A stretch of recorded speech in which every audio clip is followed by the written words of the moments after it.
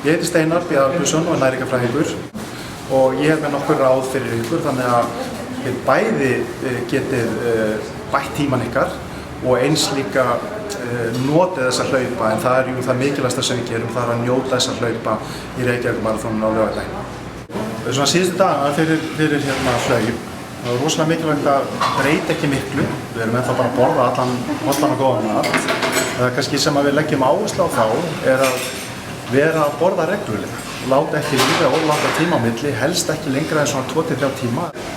Það sem maður þarf að fókusa á svona síðasta daginn fyrir hlaup, það fer að vísu eftir hvað maður fer langt, en ef maður er að fara kannski 10 til hálft maraþon þá þarf maður ekkert sérstaklega að hlaða neitt. Heldur í bara almennu mataræði. Það sem ég er alveg gefið fólki er að vera ekki í þungri máltíð kvöldið fyrir hlaup. Þannig að ef við erum að borða kannski 6-7 föstudeginum, að það sé þó frekar létt, það er að segja ekki létt máltíð, það er að segja ekki lítil, heldur ekki stór kjötmáltíð. Mataræði síðan rétt fyrir hlaup. Það er talað um að séu 2 til 3 tímar fyrir hlaup sem er gott að borða, að fá sér að borða, og maturinn sem þá er í boði er rosa einfalt. Það getur til dæmis verið 2 brauðsneiðar með sultu og ávaxtasafi eða jafnvel bara vatn. Og svo er hægt að narta í banana til dæmis á leiðinni á keppnisstað eða eitthvað slíkt, eða södra Powerade eða leppin eða eitthvað slíkt.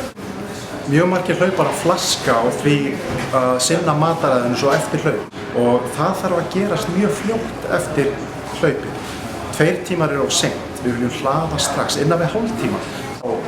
Líklega verður boðið upp á Powerade eða eitthvað slíkt í endamarki að gera södra það aðeins. Kannski þegar kemur örlítið lengra frá hlaupi, þá vil maður sjá að fólk komi sér bara í svona almennan heimilismat, og þá getur til dæmis verið gott að koma eins og hérna á Kúliakan og fá sér rétt hlauparans. Hann er mjög vel samansettur fyrir hlaupara og hentar mjög vel einmitt við svona endurheimt orku eftir hlaup.